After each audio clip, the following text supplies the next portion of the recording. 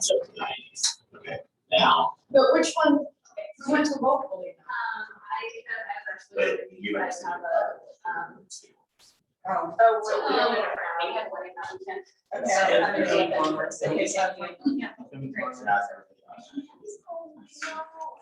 Let me try. Yeah, they should be.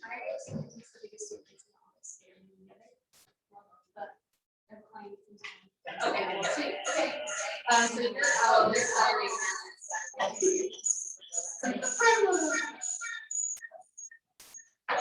I meant like. Yes.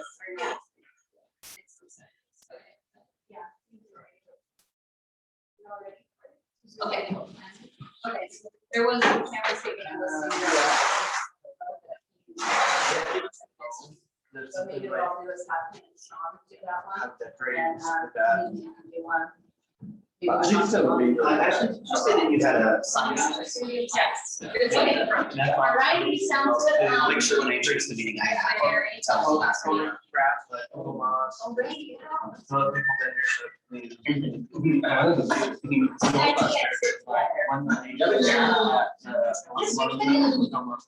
I will stop the meeting. I will stop the meeting. They like to talk, they like to talk. I know it's I go all the way down my hall, even when it's your stuff. Oh. He really starts, he was like, twice. Yeah, I knew I was wrong. Oh, I used to.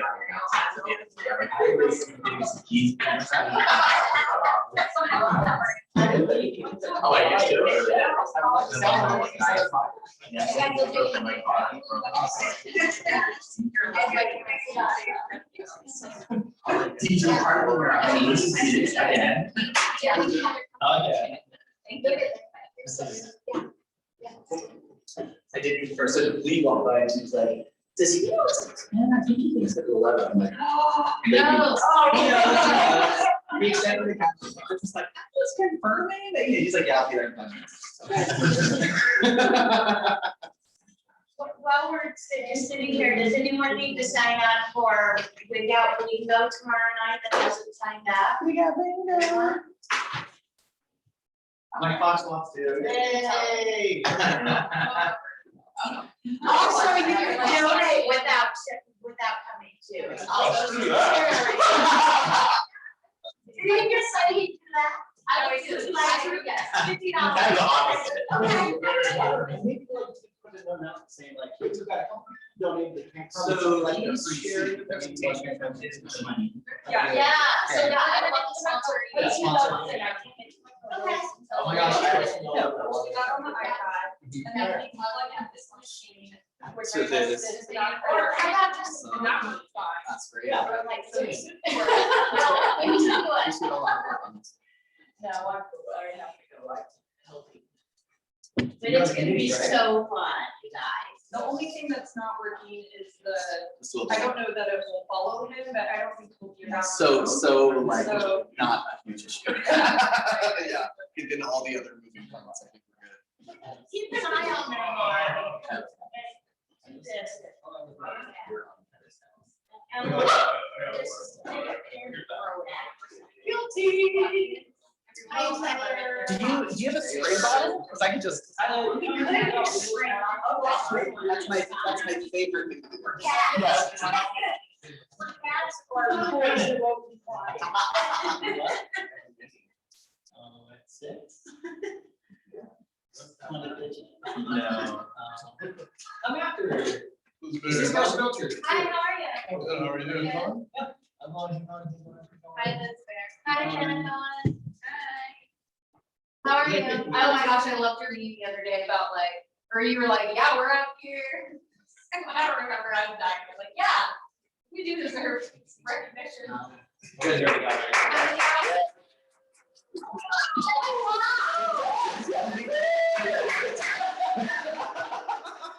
Hey, what's up, guys? People clap when you come in. Look at that. Gotta be suppressed.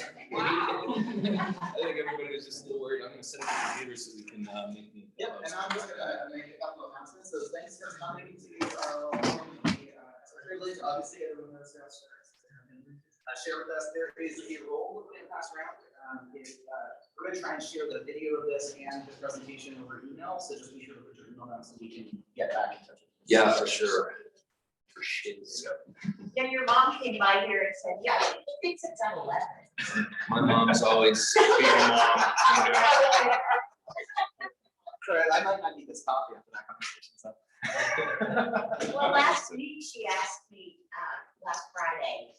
Are you in She and just out? asked me, I what am, time, not how many really- were signed up? Let me know It was what's last like. Friday. The cord on the top right there. No, I just need to, it seems to be on. It was. It looks like it's on PC down there, but that might be okay. The input, you may want to check. Exactly.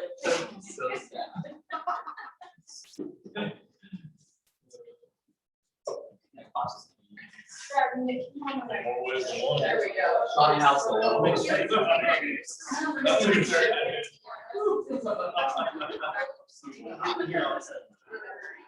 It is hot. It's fine. Yes, fine. You're ready. Josh, this is your first, it's first training space for years. What?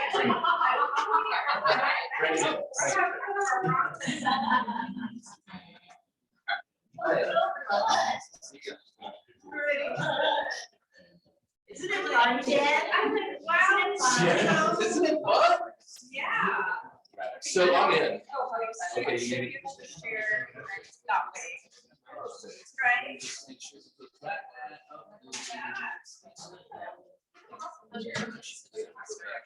Thankfully, I've done this a lot. So like I actually know which buttons to push now. Which is great. I see your presentation on my Zoom. Good. So we just need to. All we're gonna do is hopefully mirror, Okay. mirroring. It is a little. Being here. Oh, I see. Yes, it will be the Apple TV that I'm mirroring to. Apple TV. Apple TV. All right.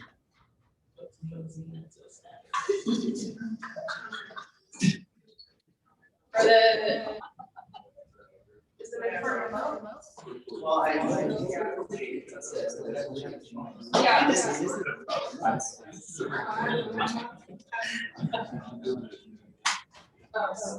It might be, Which is fine.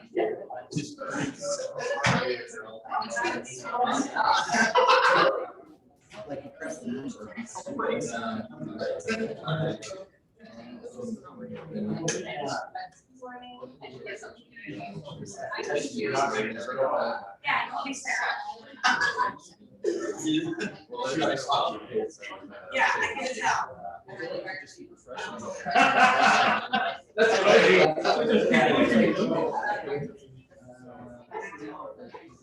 I was like, I see how important I am to you.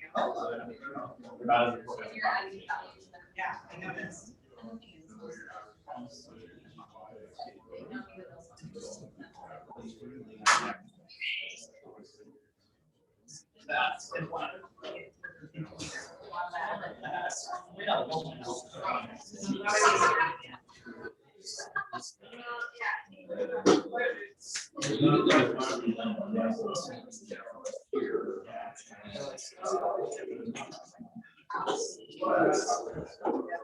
If we can't get it up here, you know, that's fine.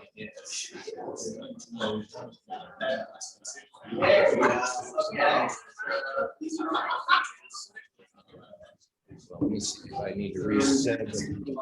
Thanks all of you guys who are hanging out on the Zoom platform, chilling like a villain, drinking your coffee or your margarita or whatever you do early AMs.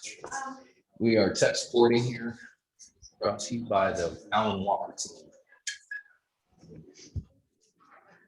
Let's try this guy. Let's see.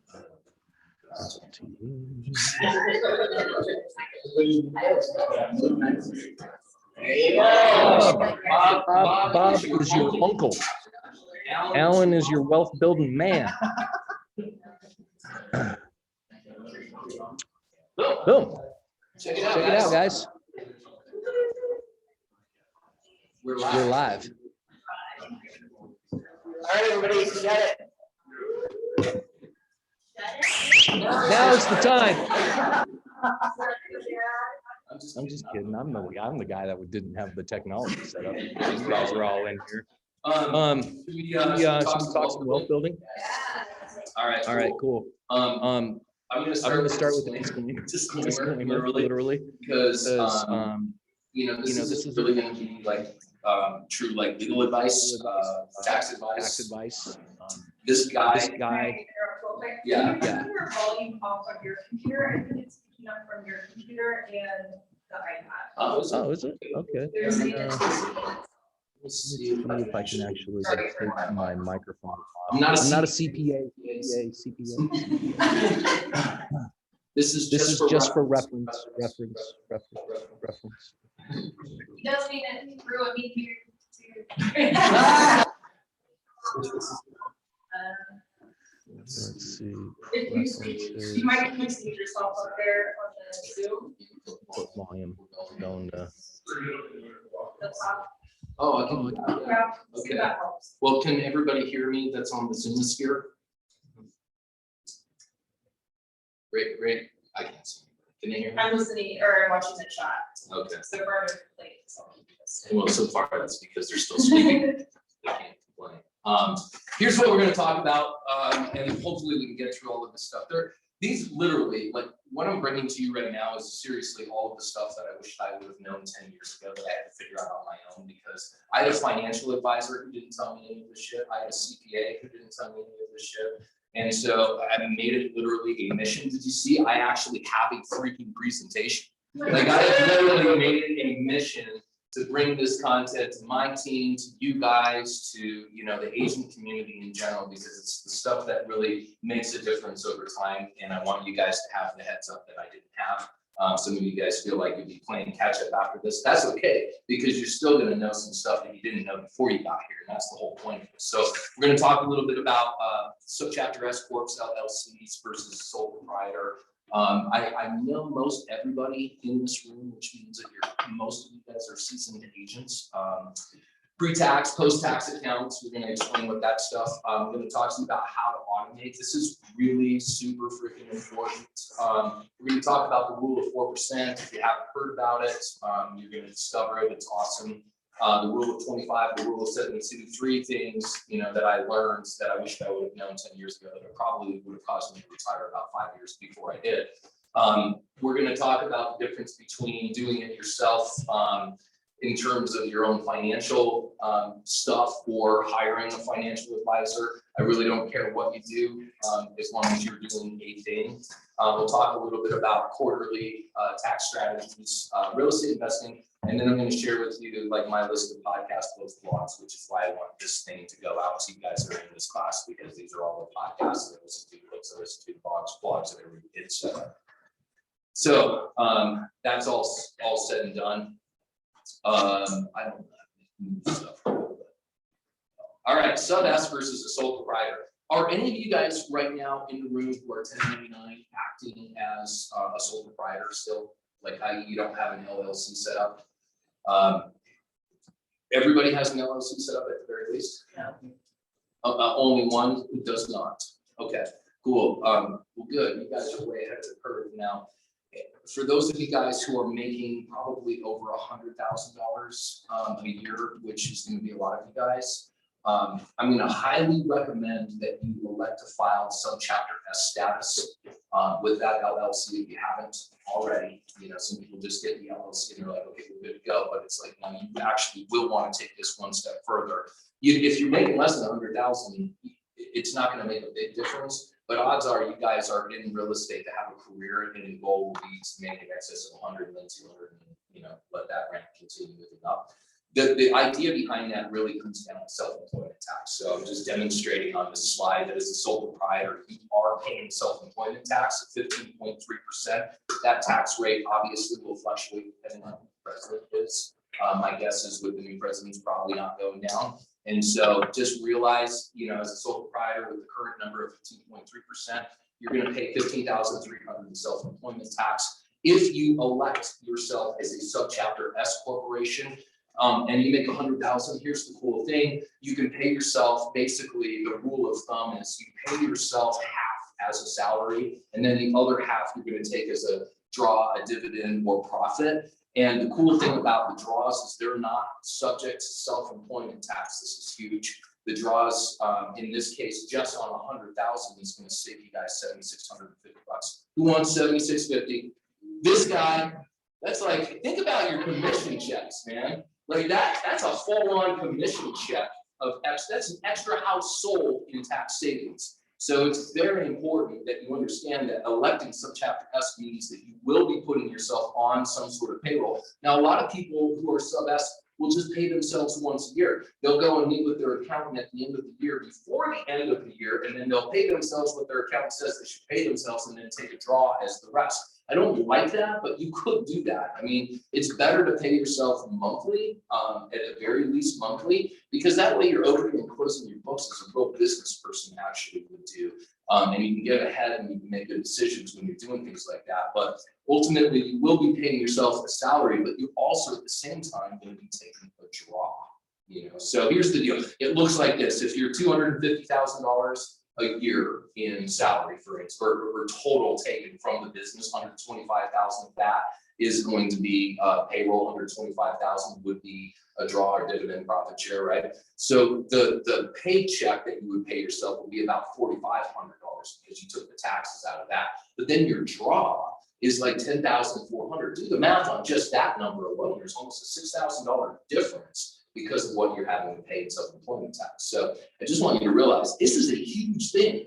Subchapter S, if you're making over 100,000, is a huge thing. Do the thing. Anybody in here have a sub S? Elected sub S? If you don't know, you probably don't have it because there are some additional, like, you know, management things, like you got to pay payroll and draws and things like that. If you don't have a subchapter S and you're going to make more than 100,000, you know, go ahead and write that down as your first to do. It's very simple. You take the existing, you take the existing LLC that you have, and then you just go down to the Heber Wells building and you file as a subchapter S. It's super not complicated. I think it costs $50 to do the thing. So do the thing, all right?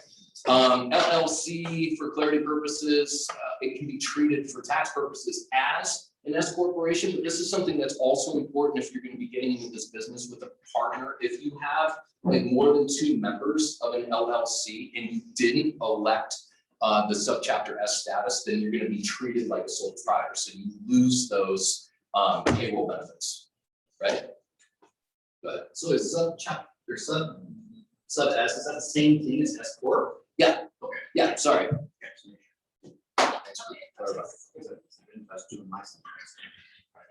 Yeah, good. Interrupt me at anywhere during this. I'm moving fast through this material, and I know the stuff, and I don't know what you know. So if there's a vernacular issue, please clarify. Well, and if I can just throw in that, and sorry, I blocked out one thing, so they've already said it, but just to clarify, like, an LLC can be taxed as an S corp. The great thing about having an LLC taxed as an S corp versus having an S corp is there's a lot less paperwork involved in the LLC versus the stuff you have to keep in place for an S corp. So that's like, you get the benefit of it, but you still get the kind of flexibility. Minutes and all that stuff. Yeah, and just so you know, like, I took minutes my first year that I was in an S corp. So maybe there isn't more paperwork. Yeah. So I paid somebody to do it for me. Okay. And there was a delay in the process, so they didn't file until like October. And the CPA I had at the time was very conservative. So he said you can only, that income from October to the end of the year is the only income that we're gonna count as S corp. And I had a huge tax bill. And then I found a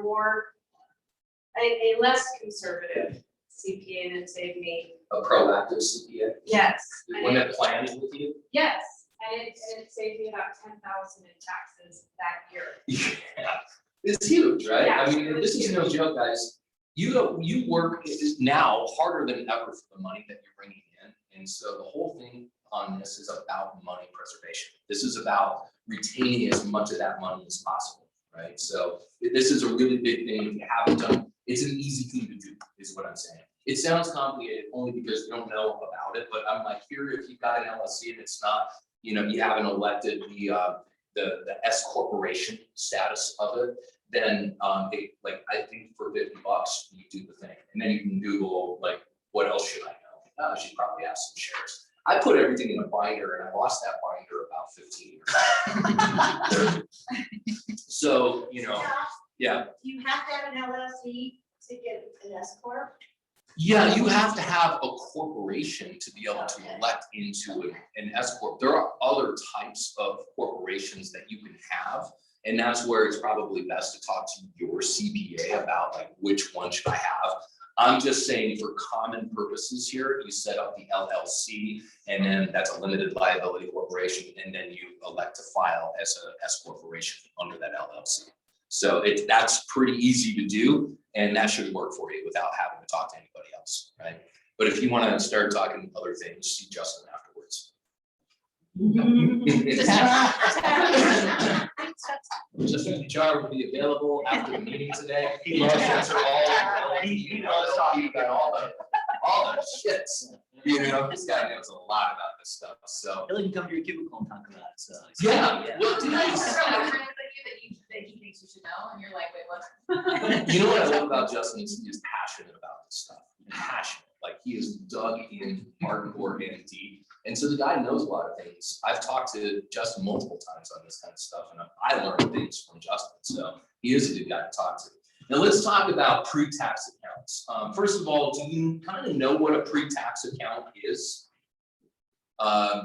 Like an IRA, traditional IRA, or a 401k. In our purposes, we'll talk about an S&P. But these are all basically, tax advantaged accounts where you put in $1 of money and then that's $1 that you don't get taxed on by the government, right? That's why they call it pre-tax. So it's a tax write-off for you to fund your own retirement, right? The government does actually want you to fund your own retirement. The government doesn't probably believe that most of us in here are going to receive Social Security benefits, even though we paid into it, right? So they're looking for ways for you guys to figure out how to retire on your own. And they're giving you, some tax advantages for doing that.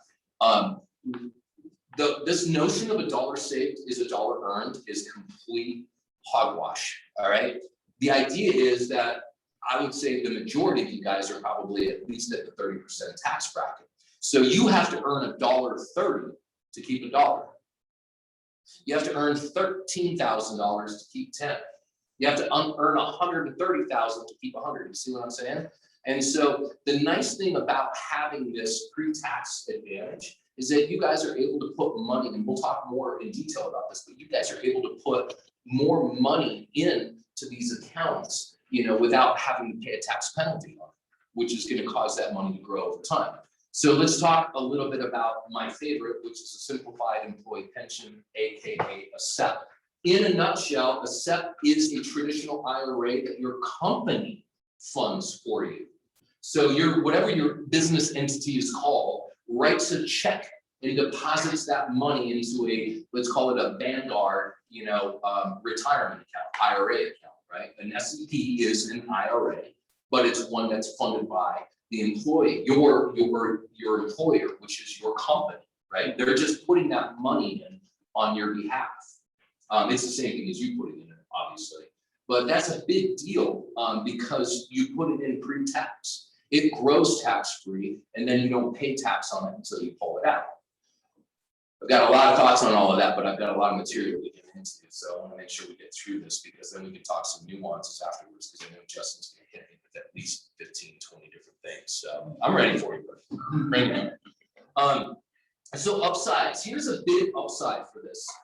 You can put 25% of your adjusted gross income into an S&P every year, up to 25% of your adjusted gross income. That'll be up to 54,000. The cool thing about an SEP, unlike a 401k, for instance, is an SEP has absolutely no administrative costs. And an SEP doesn't require these like sort of annual reviews where the government comes in, gets into your business and makes sure that you're not taking, you know, advantage of the tax systems through 401ks, because a 401k has to be audited, right? To make sure that you're following the rules. There is a downside. Here's the downside that I discovered, which you guys should be aware of this, and that is when you have employees that have been with you 3 of the past 5 years, if you put 20% of your income or 25% of your gross adjusted income into an SEP, you are now required to put that same percentage in on behalf of your employee, right? And that's where things like a 401k safe harbor would maybe become more attractive as a business owner. But again, I'm not going to get into all of that. I just want you to be aware that that's a potential downside if you have employees. So if you have an employee, they've been with you 3 of the last 5 years, you know, you're going to have to match whatever you put in for yourself percentage-wise of your payroll. You have to put in the exact amount for their payroll. My recommendation is that you fire them. Okay, Right. you're on your team, like your 1099s are not your employees, right? Only 1099s are not employees. Only your admins are your employees. W-2. W-2 is an employee. Okay, but if you have all your admins as 1099s, then they're not employees. That is correct. Not to get into the weeds on this, Yeah. but couldn't you set up just a holding company instead of your S&P, just a holding company where you're the only person to circumvent that? There are clever ways of working around these things, but all clever ways have potential dramatic side effects, just so you know. So yes, to a degree, but in an audit situation, you could potentially land yourself in a world of hurt, right? So it's easier to not manipulate that hand. You know, when you get to that point where you do have employees that are going to be with you for that period of time, it's probably best that you switch over to a 401k safe harbor, which will allow you to put a ton of money on your own in for yourself, but you're only required to match 3% of what they put in, up to a certain amount. So it works pretty well that way, right? So I would be very careful about jacking with the government. The reason that doesn't work is you can only put a max of 25% of what you're W-2ing yourself. Yep. Okay. So it won't work. Yeah, in a nutshell, it won't, and there are still clever ways, but don't get that clever. It's like, you know something, dude. This guy, I I asked him if he would teach the class. Just so everyone knows, he is teaching next month. Oh, sweet. Yeah, he does. I think about weird shit. What day next month? Because I leave on the 25th. We'll film it. Ashley knows that. I think it's the 27th, it's the end of the month. We planned it when you were gone. You are such a I have a question. Go ahead, So are Chris. sets and Yeah. Roth are kind of similar in the way that they're taxed, right? No, they're not, and it's a really good question, and if you can hold that thought for a second, I'm actually gonna talk about that. Okay. You ready? All right, hold on, I gotta. I unmuted myself, that's the space bar, and I see why. There you go. Okay, so here's some, 401k. You guys pretty much know what a 401k is, at least through the pipeline. Now, if you have a spouse or something, and they have a 401k option, I'm just gonna suggest that you go ahead and max out everything that you can with them, because you still get the tax benefit of doing so. And they already have an instrument set up for that. That's an easy thing to do. Setting up a SEP is actually not hard. You could get on the phone with Vanguard and have one set up in about 15, 20 minutes, and they're very educated and walk you through the stuff. And you'll be like, I have no idea what stocks to hold or anything like that. And then I'm gonna recommend one of these books on here. The very first book that I recommend is The Simple Path to Wealth, which I think I've recommended it to that guy. And that'll tell you how to do it yourself, which once I learned how to do it myself, oh my God, the world changed. It was amazing. Upsides to a 401k are you can contribute up to $19,500 per year. These are for 2021, $26,000 if you're over 50. That's all pre-tax stuff. As the owner of the company, you can contribute an additional 25% of compensation. This is what goes back into that 401k safe harbor. Up to a maximum of $58,000. If you have a spouse on the plan, you do have to pay them. But you can save a total of $116,000, or if you're above 50, $129,000 combined, which is huge. You can put like all the money you ever make into a piggy bank and live on fumes. Doesn't that sound awesome? Or just go out and make more money and then put all of that money in there and retire earlier. Doesn't that sound awesome? Yes. Another cool thing about a 401k is you can actually borrow against it, penalty free, you know. And so I think currently it's up to 50,000, and then you just have to pay it back over 5 years. I think you charge yourself some sort of nominal interest, but you're actually collecting the interest that you charge. So it works out pretty well. So downsides on a 401k, especially if you have one that's set up through your own company, not somebody else's, are the fees. You know, the fees eat heavily into the overall rate of return for you over time. We will talk a little bit more about that, and when we talk about the rule of 72. You also have to pay to have these instruments tested on some sort of basis. I don't know if it's annual or biannual or whenever the hell they feel like it, but then you have to pay to actually have them tested. So the idea behind a 401k is very similar to an S&P, and that is you put it in pre-tax. It grows tax free, and then when you retire, you pull it out, you'll pay the taxes at whatever your tax rate is at that time. I'm going to talk real briefly about what's called a Roth conversion ladder, because there are some ways to sort of manipulate the system to your benefit if that's something that you want to do. Okay.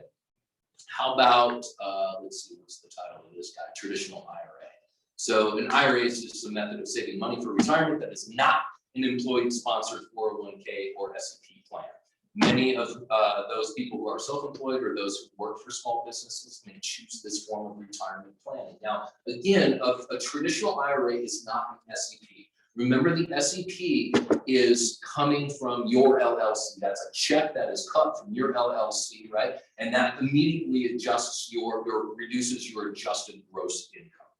So a traditional IRA is separate. That's you as the individual now funding this, and again, funding it pre-tax, right? So very cool, very awesome. But an SEP is a type of IRA. It's just generally used for small business owners. Make sense? Any questions about that? Pre-tax contributions, super inexpensive to manage, especially if you can do it yourself by reading that book that Taylor just held up. Many different options for this. Once you begin your early retirement, do you like how they threw that in? Early retirement. You don't need to do this when you're 60. You can want to do it, but you don't need to do it. So you'll probably have a lot less taxable income later on in life. Your tax rate will go down. I think the proposed tax rates now are like, is it 37.5%?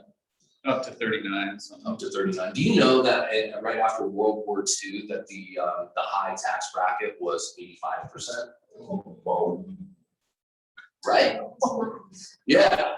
So, right now, the reality is even if Biden jacks with the tax rates, they're still a lot lower than where they potentially could be. And therefore that's an unknown. But odds are when any retirement standpoint, your earned income is less. Generally, not always. And if you're like Justin Bichar, you've got 190,000 properties, your income might actually still be way up here, but if you're like the rest of the human, species, humanity as a whole, we're probably going to be making less money when we retire. And so that's cool. So you take advantage of the tax rate at like 30% or 35% pre-tax dollars, right? But then you pull it out at, and you only pay taxes at 20%. So it's a net gain for you guys. And again, we're going to talk about how that grows over time with the rule of 72. There are some limited contribution sides to the traditional IRA. So it's $6,000 a year. It's $7,000 a year if you're over 50. Contributions maybe late in careers may not be enough, but I can also tell you that my mom didn't really start doing this until she was 50. And she hit her number about 3 or 4 years ago. So 3 or 4 years ago, work was optional. But again, she loves you guys so much, she wouldn't know what to do without you. So she continues to come and do her thing. But the cool thing is she does it like this. You know what I mean? In between golfing. So it's awesome. I love seeing that. Contributions that are made later in careers, like I said, may not be enough. So doing this sooner than later, obviously, is the thing to do. We're going to talk about automation and hopefully help you make that happen. If your income exceeds $139,000 and you're a single individual, or you're 206, for married filing jointly, you're not eligible to contribute. but you are to the SEP.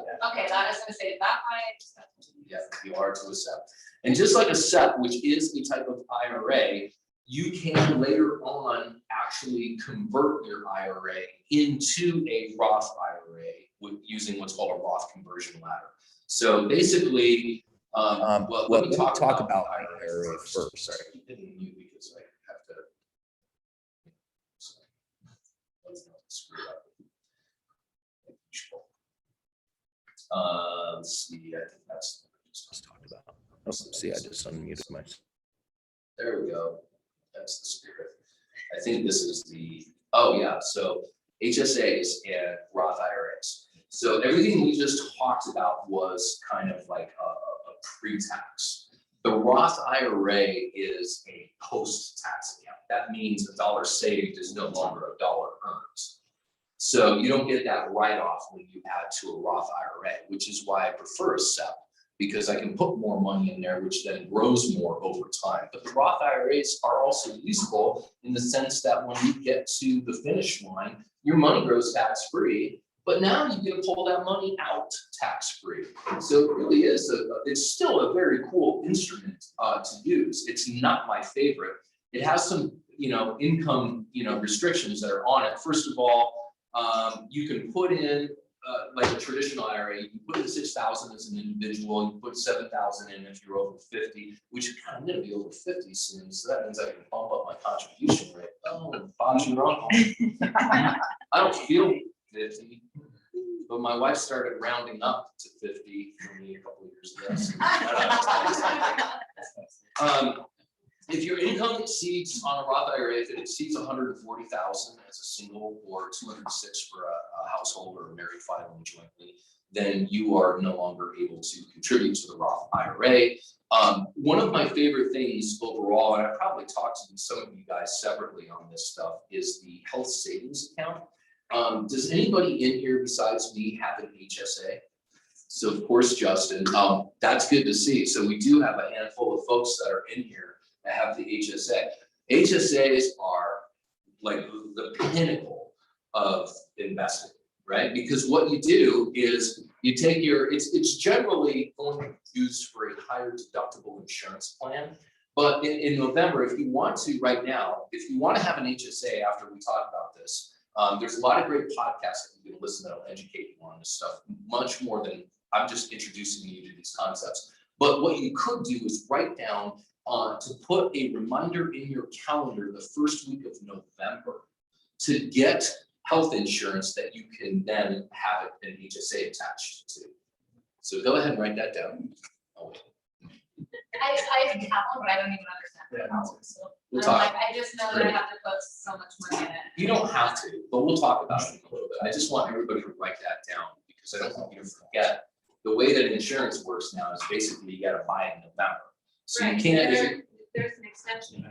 oh, is there an extension? Yeah. So you might be able to look into doing something like this right now, yeah, Justin? You can also do a group plan. So I did a group plan with my wife. So I'm a group, my wife and kids are another group. You can do that any time of the year. Oh, you can get a group plan any time of the year. Okay, that's cool to know. So you have to have, how many people to make up a group? It's me, Uh, I'm a group, my wife and kids are a group. are you a Gemini? Yeah. I don't know what the hell that means, but yes, I am.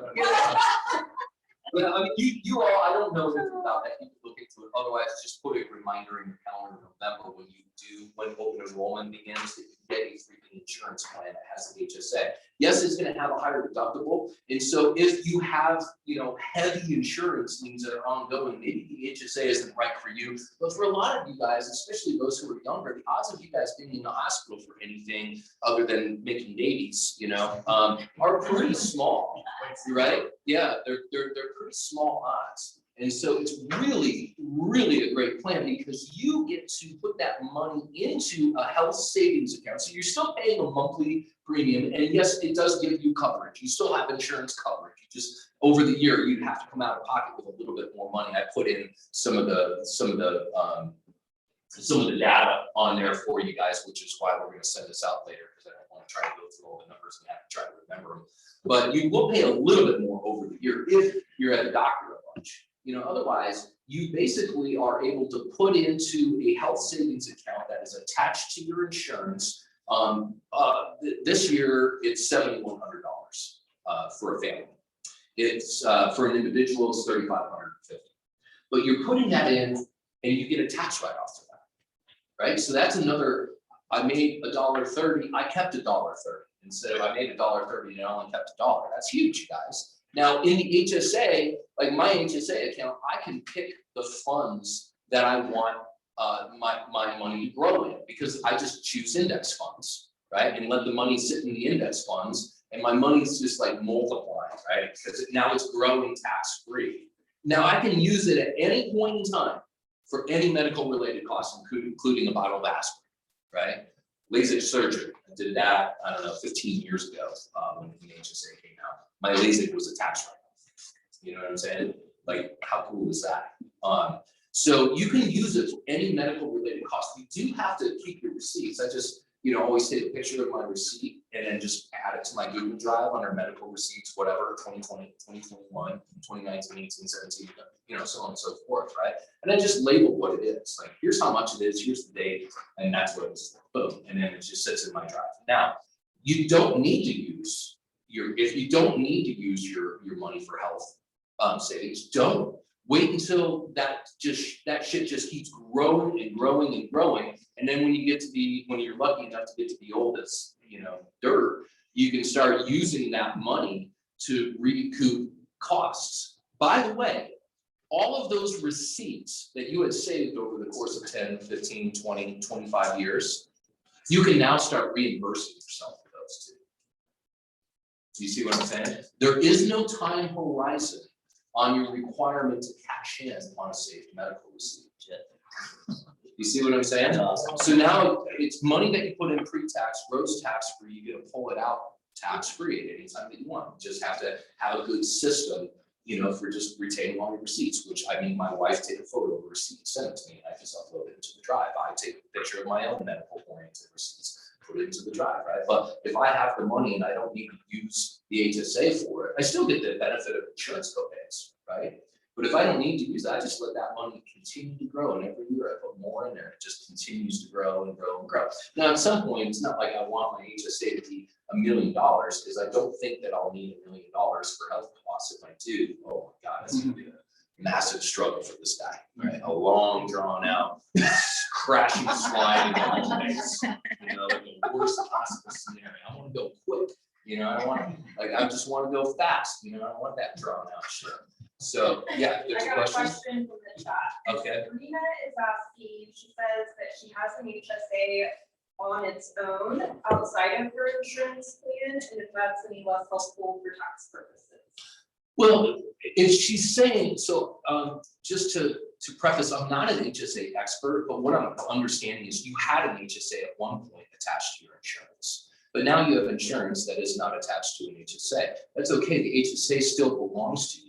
So you can still just keep it, let it grow, but you might not be able to contribute into it, right? So you can still use it if you want to, or I wouldn't use it. I would just let it continue to compound over time. And that way, when you get older and you need it, there it is for you. But Sabrina, now you know you got to save your receipts, right? So you really need to start paying attention about saving medical related receipts on the drive somewhere, so you have the ability to get reimbursements from your HSA.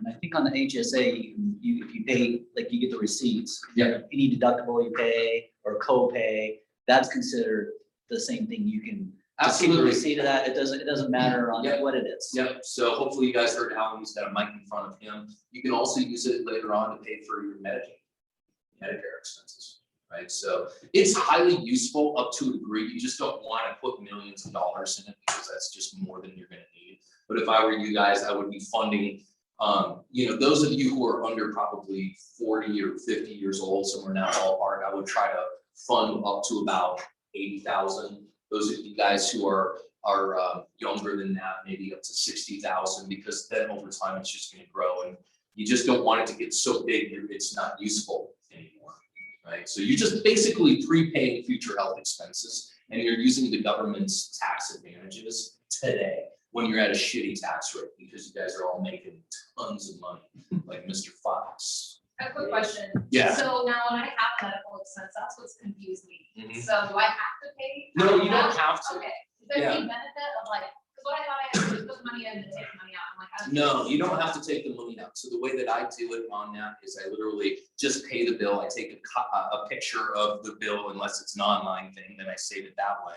And then I just upload it into my drive for later use. Okay. I'll say, you know. You can pay it out of your regular money. I do, Okay. regular money, because I can afford it, right? So I don't need to worry about it. I don't need to tap in. The goal of the HSA right now is to just let it grow for future health reasons. I don't need it today. But when you go to, if you don't even need it then, you can reimburse yourself tax-free. Because when you pull the money out to reimburse yourself, if you're pulling it out, you don't have to pay tax. That's, yeah, exactly. So it's like, that's the cool it's thing like about making this. money. It You works don't a pay lot tax. like a Roth IRA. Yeah. When you pull it out, you're not gonna pay any tax on it. When it grows, you're not paying any tax on it. When you put it in, you're not paying any taxes. You guys, this is the holy freaking trinity. It's the holy trinity. Like skip the Roth, prepay your future medical expenses, get all the benefits. Justin? And, because I don't touch the HSA money, but I'm pretty 100% sure that my S corp still writes off all my medical expenses too. Yeah, the S corp will. Make sense? What? So it's like a double whammy, dude. Yeah. I mean, It's- boy, I'm excited about You that. guys are learning some stuff today. All the medical expenses. Yeah, my S corp. Too bad I'm so- My S corp. Good deal. My S corp pays for my I insurance. gotta make That's the sure. thing. If you have your S corp paying your insurance, then you're good to go. Come right off your payroll. Yeah, it's off of your payroll. Yeah. So, and that's then a tax deduction because it's your company that's buying insurance for you, like if with anybody else, then you get the tax deduction for that, right? It's you as an individual that funds your HSA, so you get the tax deduction there. So many benefits to it. Yeah, I'm really glad that we did this class. Should we just stop there? Good. I mean, it's like making $25,000 right there. It is, it's freaking huge. That's what I'm saying. You guys, if I knew this shit, you know, like 10 years ago, I would have been retired 5 years ago. You know? So this is all like really good stuff. And it's kind of the aggregation of marginal gains. There isn't any one thing that has been like, oh, I should retire right now. But you do enough of these little things over time and allow time to work on your behalf. And oh my God, it's huge. Right? You wake up when you're 60, you're like, oh my God, or my mom, like she was able to make all of this happen literally in like 15 years. 15 years is all she focused on doing this for 15 years, and she's good as gold, right? So let's talk about the dollar saved versus the dollar earned. This is why you want to take advantage of your pre-tax accounts. Pre-tax accounts, unlike like a post-tax account, which is a Roth IRA, or just a regular brokerage fund, which there's nothing wrong with having a separate brokerage fund where you put money into that's an investment, right? Letting it grow. But the advantage is the $1.30 versus the dollar. So a pre-tax, if you're in a 30% tax bracket, you're putting in all the $1.30 instead of waiting for Uncle Sam to dig into your reserves, and now you're only left with the dollar to put in the Roth. So take advantage of these the best that you can, and then let time take care of the rest. So here is the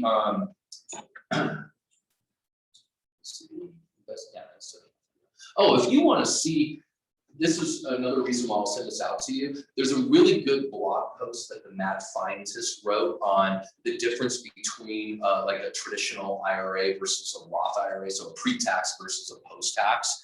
And it'll actually show you all the math of how it grows over time and the difference. You know, I'll give you, what happens when you tell people the end of the movie? What'd you do? Spoiler Spoiler alert. Spoiler alert. I'll give you, thank you. I'm not a movie buff, but yeah, that thing. The spoiler alert is the end result is the traditional grows faster. And then like a Roth because you're putting in more. So it has more money to compound over time. So you look at the end of a 30-year span, you're like, holy cow, the difference between one and another is so vast, whatever the taxes that you're gonna pay on it become like whatever, I don't care. Again, you can convert a traditional to a Roth IRA, as long as that loophole is still around, when you guys get to that point. All right, so let's talk about tax strategies. I'm gonna get into the rules here that I mentioned previously that are important to know, but do you guys, first of all, do you open and close your books monthly right now? Do you? No? Most people don't, right? Keller Williams taught me it was a good idea to open and close my books monthly, and so I spend 2 hours once a month on a Saturday inputting all of my books into a spreadsheet, you know, and labeling them correctly as what the expense was or what the source of the income was, so I can give something to my CPA on a quarterly basis, like I just said it all. It makes it so much easier. So much easier because they have all the information, right? So eventually I hired a bookkeeper that started doing this for me, and that was a great way to go, but I can't refer him out because he's like, I'm at overload, I can't do anymore, so I don't know who to refer you for a bookkeeper if you're not doing it yourself. Maybe you could ask your CPA, but I'm telling you, it's huge, guys. First of all, opening and closing your books monthly will tell you how are you doing. Besides, I have money in the bank, which is most of us. Like, I think I'm doing pretty good. You know, that's great. You know, but like honestly, if you're looking to be in a business situation, you really want to look at what were my costs of sale. You know, what were my expenses? And if I broke down my expenses, you know, where were my salaries? What was my lead generation like? What was my occupancy like? You know, that's the benefit of being a small business. If you're opening and closing your books monthly, you can pivot. You know, so for the longest time, I was way underspending as per the model in the MREA on lead generation. You know, way underspending. So here's the deal. The difference between what I was underspending every month versus what the book said I should be spending, which is 9.2%. I took that money and I opened up a separate account and I put that money into a separate account. About 8 years ago, that money had built up big enough to where I could start marketing in a radio advertising. Some of you guys have heard, you know, the endorsements that I get from polarizing characters that cause a lot of business to them. Now my team, you know, but like that's a good thing to be able to do, right? I can make decisions quickly. It's like, oh, I've got all this extra money instead of going and blowing it on whatever. You know, I appropriated that money into a separate account. So at some point in time, I had enough money to really go big. If you're underspending on salaries, for instance, then put that money aside as well as the account, because that'll help you to afford real talent when you grow your business, right? So you're just able to make decisions quicker. The other thing about doing that is the quarterlies. You guys realize that you guys are kind of on a hook for paying taxes on a quarterly basis. Yeah. Do you all have? No, you didn't know that. All right, write that down. Write that down. You'll find out one day. Huh? When did you know? You're paying a penalty. Oh, that's the number. Is it when you get to a certain income level that you have to do that? You have to have an S corp. Okay. Yeah, but it's- so if you don't have an S corp. Well, if you have an LLC, you're still going to be on the hook for your taxes, But right? not quarterly. At the end, before the end of the year. If you don't pay them before the end of the year, then you could be liable for. Here's the thing: we've already talked about this. You're getting an S corporation. So what I want you to do is I want you to think this way: January, February, March. That's one quarter. Your taxes are due the 15th of the next month, right? So what I want you to do is put in your calendar on April 1st, meet CPA, pay quarterly taxes, and then make that an annual recurring, just an annual recurring thing, right? Then you have April, May, and June. So on July 1st, you put a recurring appointment every July 1st that says meet CPA, pay quarterly taxes, right? Then you have what? July, August, September, so October 1. You should be writing these dates down. I'm figuring this shit out for you. April 1, July 1, October 1. It's true, but you guys need to be action oriented on this. Don't wait for the recording, right? And then the final one, I always meet with my CPA usually around the third week, just before Christmas of December, because at that point I want to prepay any tax liability that I would have, because if I wait till the first of the year, I get penalized, right? So we just do kind of an estimate right there at the end of the year. Does it make sense? All right, so that's a really good idea. Now, tax holding account, for the longest time, I would just keep all of the money that I had in taxes in my business account, which was earning exactly nada in terms of interest, right? And what's really bad about that is like 10 years after doing this, and I would hold a shitload of money in that account, guys. I was like the most conservative business person, you know. I had money just so I knew I'd never go into the grave, you know? So it was like, whatever I need to do, I got it covered. at 0% interest. And then one day I was listening to a podcast, you know, a bunch of young people who were way smarter than me. They were like, yeah, you should probably put that money into a high yield account, you know, a high yield personal savings account, because you know, inflation is like 2%, 2.5%, maybe 3%. And every year that I held that money in there, one, it wasn't growing. Two, it was actually going in reverse. So for every $100,000 that I kept in that account, you know, if interest were, you know, if inflation was 2%, I lost $2,000 of spending power on that money. Duh. Now do that over a decade, right? We talked about the aggregation of marginal gains. Do that over a decade. Do that with multiple hundreds of thousands over the decade. If you guys are saving your money in a bank account, you're earning about 0.1% right now in interest, right? Now the high yield accounts aren't earning all that much in interest right now either. Last January, not the one that just passed, but the one before that, they were at 2.25%. That's what I was getting. Right now, they're at about 0.5 to 0.6, percent, which is still about 59 basis points better than what the banks do. So open a free online high yield savings account. And every time you have a commission check, make sure your 30% of whatever you're going to owe Uncle Sam goes into that holding account, right? They are FDIC insured up to 250,000. Then when you hit that point, you can open up another one and it'll be FDIC insured, up to 250,000. It operates exactly the same way as a bank account with only one limitation. The only limitation is you can only do 10 transactions a month out of the account. Unlimited in, but only 10 transactions a month out of the account before they start charging some sort of transaction.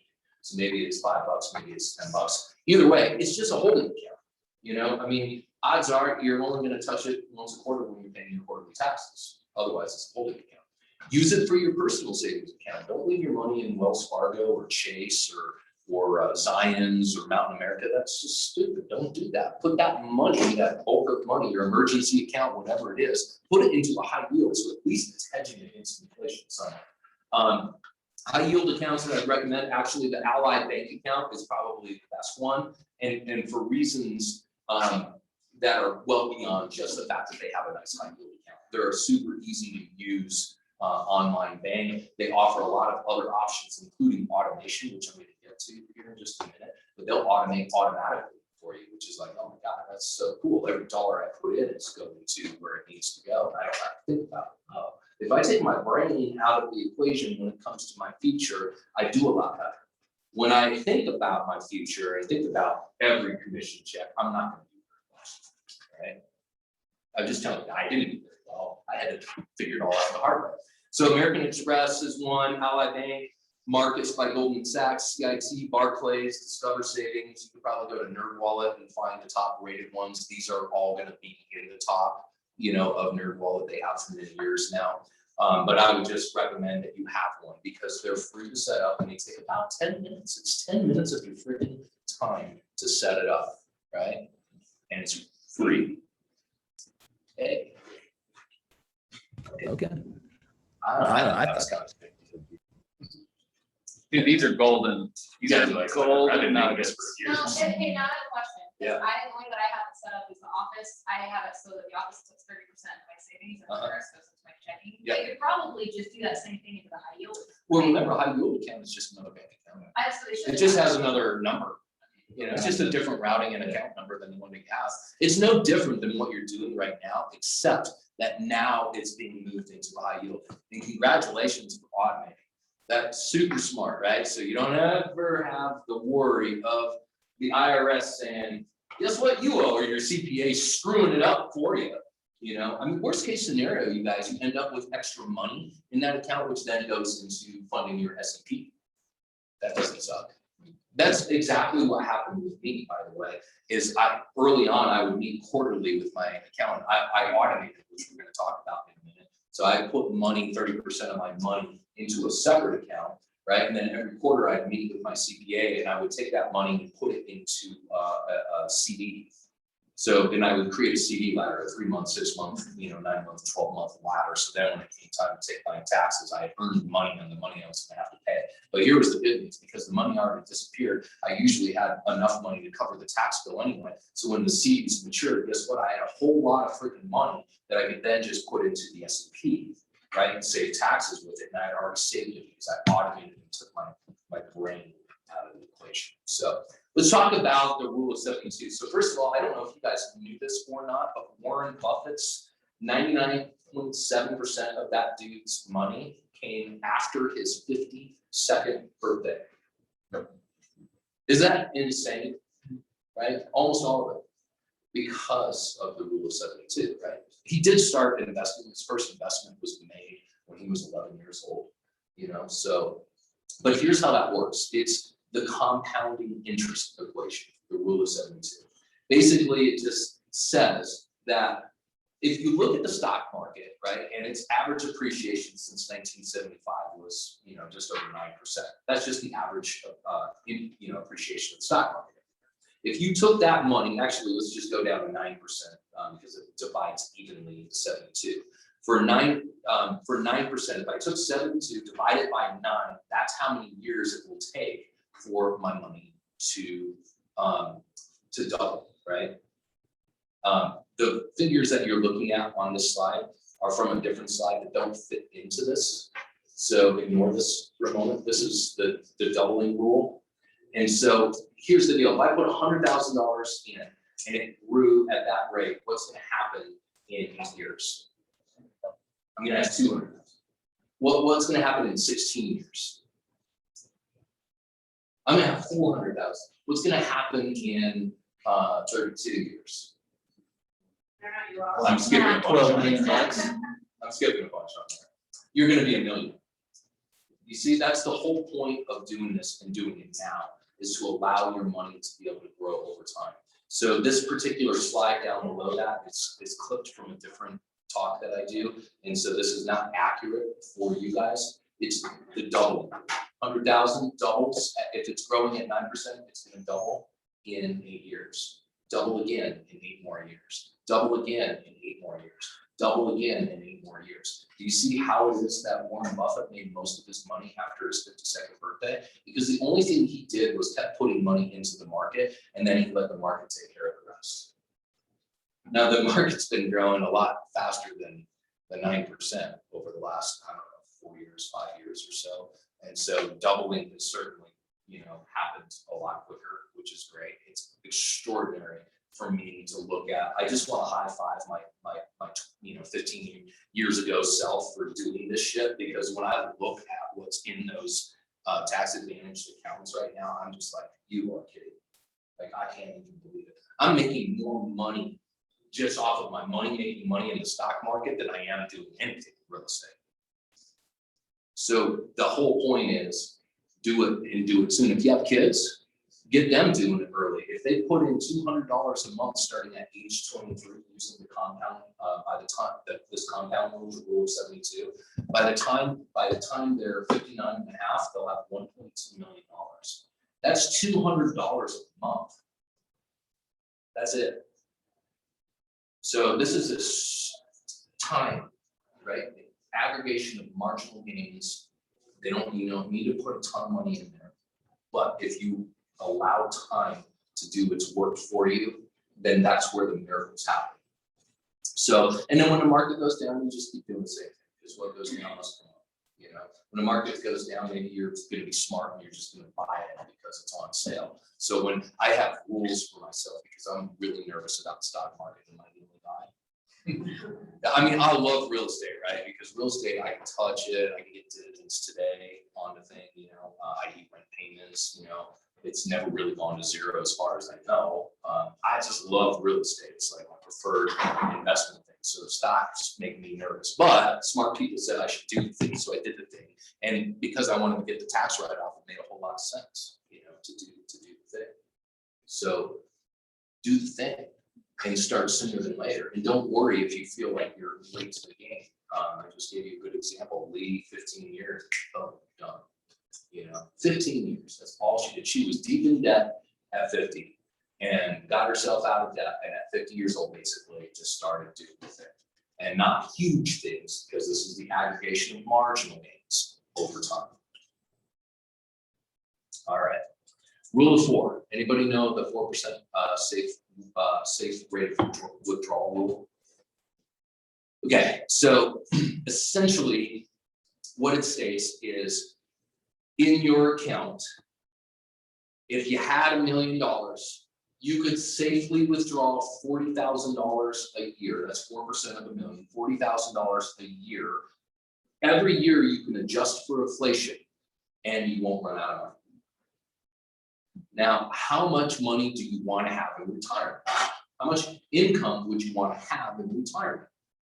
Some of you guys have rental properties. That's going to make up part of your income, right? But how much income do you want to have, from just your retirement accounts?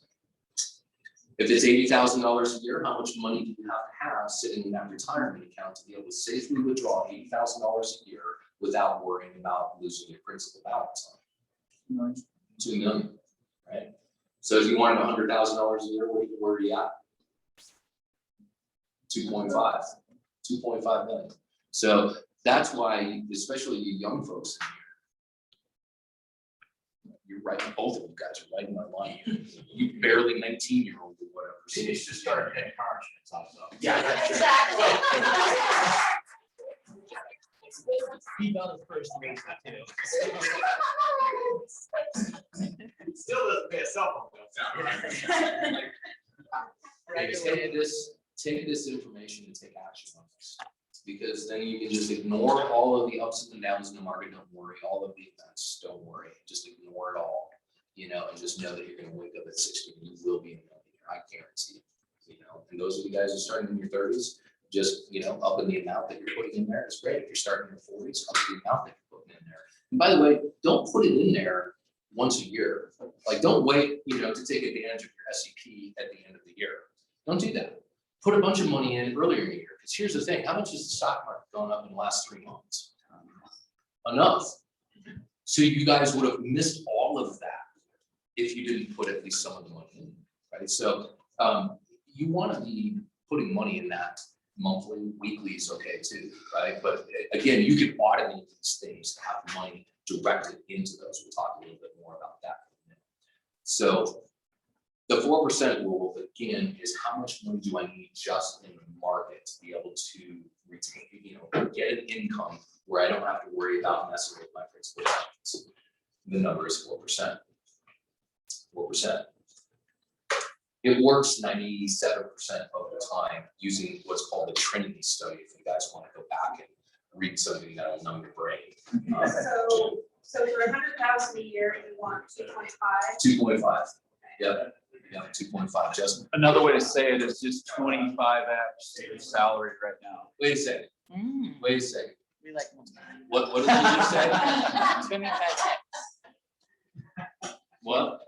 25x. Oh, okay. So there's another rule that's also very useful, Justin. It's called the multiply by 25 rule. So really, it's not the income part, but it's more your expenses. So if you say, look, what is my expenses monthly, like yearly? What do I want to make in a year? And then you take that number and multiply it by 25, and that's what you need to have in your brokerage accounts, either your tax advantage or your non-tax advantage. It works out to be a very similar thing. It's just a different way of thinking about this, right? So if you want $40,000 a year, then you multiply that number by 25, you get $1 million. So some people like that versus the 4% because it's like, look, man, I just want to make $100,000 a year. Passive. That's all I want. So what do I need to have in my account to do that? By the way, you don't have to have it in a retirement account to do that. So if you want to retire when you're young, it's okay. You can just put it in non-tax advantaged accounts, post-tax accounts. So just a regular brokerage account through Vanguard or Charles Schwab, and just hit it hard, put money in index funds, not individual stocks, not Bitcoin. All right. All right. Bitcoin is currently not proven in any of these models to take into your retirement. Not AMC either, not GameStop. None of those things are proven to take you to retirement, but an You haven't index, reread it, have an index fund is more than likely to get you there, because that's what all of this stuff is gonna be based on, right? So this is really good information for you guys to be able to make decisions. Look, when I'm 50 years old, if I have X amount of dollars sitting in a brokerage account, that's gonna guarantee going to generate X amount of income over, the course of your life without having to touch the principal balance. So, all right, let's talk about the do-it-yourself versus hiring a financial planner. There is no wrong answer. Just do it is probably the right thing. Doing it yourself is awesome, but I didn't know shit about the stock market other than I got some tax advantages for doing this thing. So I hired a financial advisor to just tell me a bunch of googly garbage and blah, blah, blah. They make everything sound very complicated so they can keep you, retain you, and make it so you can't go anywhere else because you can't speak that language. And it must take at least 6 licenses of some sort to be able to speak that language, right? So they'll go and they'll put money where, you tell them, like, I want it in a S&P, I want my company to put 25 grand in S&P. They set all of that up and you just give them the money and they put it all in for you. That's great. That worked really well for me until I learned how to do it myself, right? Which took me 1 book. It took me 1 book to figure out how to do it myself. That's a stupid thing. It's like, none of this stuff is complicated. We can break it down into very simple ways to do it yourself. We'll talk about that. But the real cons of hiring a financial advisor isn't that they're not going to do a good job for you. They're a fiduciary like you are to your client, right? Or don't hire one that isn't a fiduciary. They need to be a fiduciary for you to hire them. You can look at, I put a broker check out, fill it up work to make sure whoever you're talking to is actually a fiduciary. And you can also see if there are any negative check marks against that person before you hire them. So that's a good website to have. But for me, the real con of the financial advisor over time is the fact that I was paying 1.5% in fees just to the financial advisor. Then I was paying pass-through fees on the different index funds that the financial advisor was purchasing for me. So, all of these index funds will have different fees, albeit they're fairly low fees. But, 1.5% doesn't seem like all that much money, right? But, if you have $100,000, what's 1.5% of $100,000? $1,500, right? Not a ton of money to pay that guy. But man, if that money were in there and it doubled, it would turn into, $3,000 in 8 years, $6,000 in 16 years, right? $12,000 in 24 years, $24,000 in 30 years, 32 years. But then what about next year? Oh, it cost me, not 1,600. What about the next year? Oh, now it costs me 1,700. What about the next year? 1,800. You see where I'm getting with this? Over time, what that's doing, and you'll find if you want to go down the rabbit hole on this, there are a lot of financial independent early retirement, the FIRE movement people that have done the math on the disadvantages of using a financial advisor and the amount of money that you put in using a financial advisor versus putting it into the same funds where you did it on your own over the course of 30 years is mind-boggling. You will want to read 1 book for that amount of money, trust me. I would read all the books that I'm going to give you for that amount of money, and then I would read every single book for the rest of my life for that kind of money, because we're talking about hundreds and hundreds of thousands of dollars of difference in your retirement versus doing it yourself. So, and that's because of the rule of 72. Let's make sure I didn't miss anything. Okay.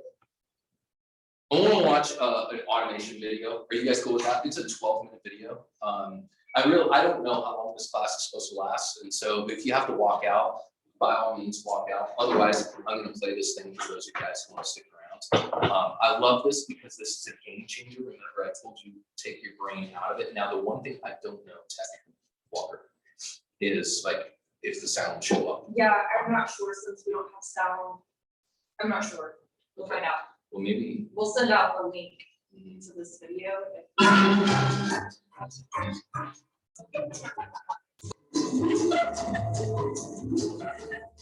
Hey guys, we're Stacey here, author of the New York Times bestseller, I Will Teach You Rich. Today in this short video, I want to share the automation system that I built over the last 10 years The one that I use myself spend less than 1 hour a month on my finances. That means all my bills are paid on time. I never get any late fees. Everything goes exactly where it needs to go. Savings automatically get filled up every month. Money goes to my investment accounts. And best of all, you'll be able to have guilt-free spending. So if you want to buy those shoes, or those jeans, or buy a dinner, buy appetizers, you're gonna be able to do that. So let's get started. Most of us make our money from our paycheck. So here is our paycheck. Now the money is gonna come to you, and the first thing I want to recommend to you is timing. I'm going to assume that you get paid on the first of the month. I also want you to call up the bills that you have, like your cable company, etc. Change those to being paid on the first of the month. It's very simple. Just give them a call, say, hey, Comcast Cable, I want to make sure that I get billed on the first of the month, not the 18th of the month. That's going to become very important, and I'll show you why. So now you get paid on the first of the month. What happens to this money? For most of us, it goes directly to our checking account. Then we just spend it, and then at the end of the month, we're like, oh, I guess I spent that much. It's going to be very different for you. What you're going to do first, before you even see that money, is you're going to send a certain percentage of it to your 401k. I like to send about 5%. So without doing anything, you are automatically going to be saving for retirement using that 401k. And this is very easy. You simply go to your HR person, you say, look, I want to commit some money here. I want to contribute every month. Can you help me set up the automatic deduction? They're going to do that for you. It's no problem. Now, how much should you be sending to your 401k? There's something called the taxonomy of investing. And I cover this in detail in my book. For the purposes of today, I'm going to use some very simple figures. Let's just say 5% of your paycheck. Very simple. Okay, now you've sent 5% of your money to your 401k. What happens next? Now you're going to send this money to your checking account. This is where all the magic happens. Think of it like your email inbox. And the way you do this is automatic, of course. Go to your HR person and tell them you want to set up direct deposit. And this is great for a couple of reasons. One, you really don't want to have to be going to your bank every month depositing your paycheck. It's just a pain. Two, when you set up direct deposit, you're actually going to get a bunch of benefits from your bank, like free checking, etc. Now, as for which checking account do I like, I'm actually going to tell you the exact accounts that I use. I like Schwab Investor Checking. It's a great account because not only do you get free checking, which frankly everybody should get, you get interest. You also get 100% ATM refunds. That means, you know, if it's 3:45 a.m. and you need to somehow withdraw $200 from a liquor store for whatever reason, no problem. You're gonna get that fee refunded to you. That's my problem that I tend to have a lot. So now you've got the remaining 95% of your paycheck sent into your email inbox, your checking account. What happens from there? I'm going to send 5% to another investing account, a Roth Ira. Now, I cover exactly why you should have a Roth IRA, et cetera, in my book. But for today's video, let's just assume you have a Roth IRA. You're going to send another 5% to your Roth. Great. This is happening automatically. Automatic. Now, you're also going to send 5% to your savings account. What's happening here? The crux of the beauty of this is in your savings account, you can actually set up sub-savings accounts. Now, I use a savings account called ING Direct. And within that, I have sub-savings accounts like saving for a wedding, saving for a car. Stupid mistakes is a big one. I know that every year I make a few stupid mistakes. Like, huh?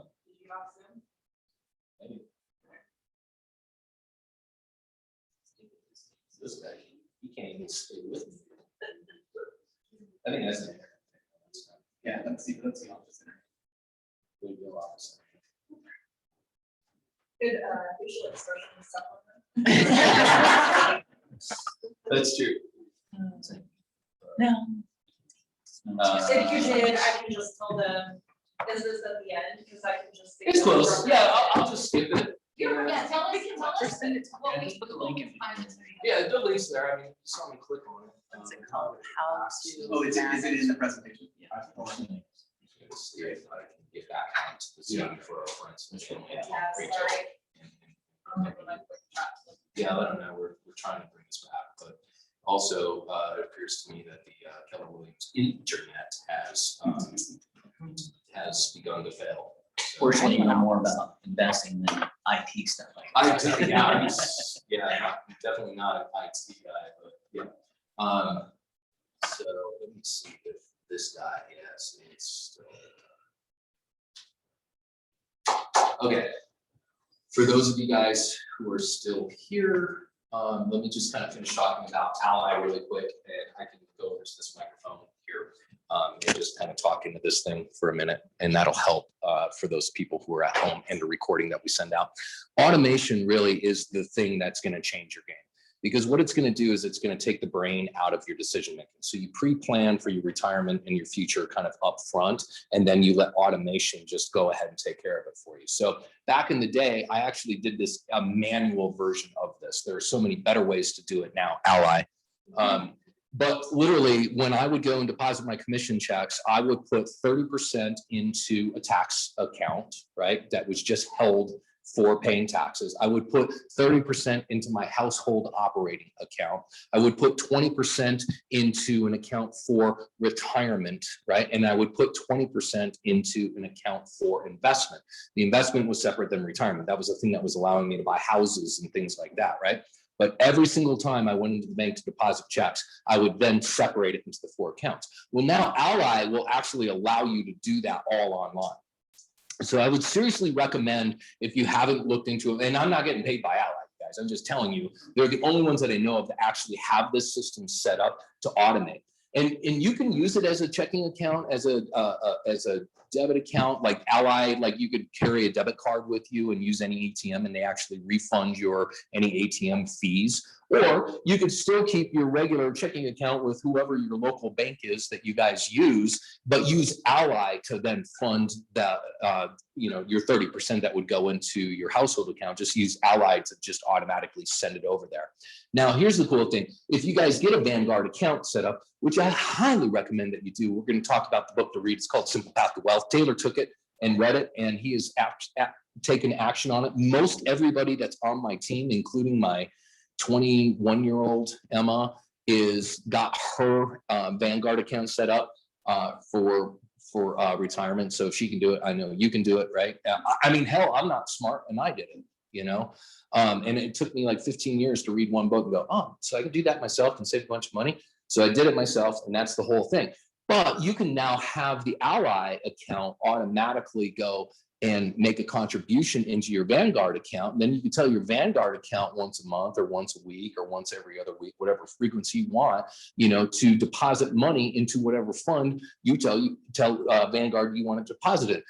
All you're doing now is going out and working and being a genius realtor and business owner, right? And then all of that money that you worked so damn hard for is now being put to good use, and you don't think about it anymore. Once it's set up, you're done thinking about it. Does that make sense? Is like everybody on board with what I'm talking about in terms of automation? Now, go ahead, Annie. That was 37 minutes ago, Annie. Sorry. So the Ally account, presumably you have to have an account with them, but then from there, they'll automate to any other banks that you want. Is that what you said?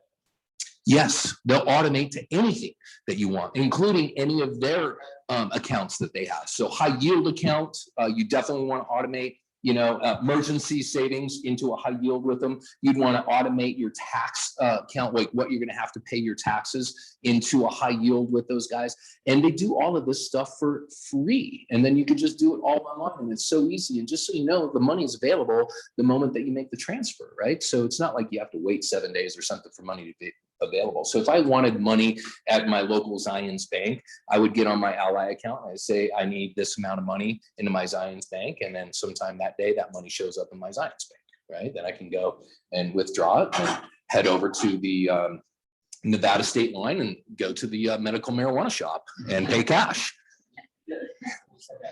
I know. Allegedly. That's not a part of my presentation. I realize you guys can't see that right now. We can redact that from the recording. Whatever. I'm just trying to be funny and make some light on this. So a couple of other thoughts. I just wanted to explain the automation, man. If you automate, it will be the aggregation of marginal gains over time. You'll always have money in an investment account. You'll always have money in an emergency account, right?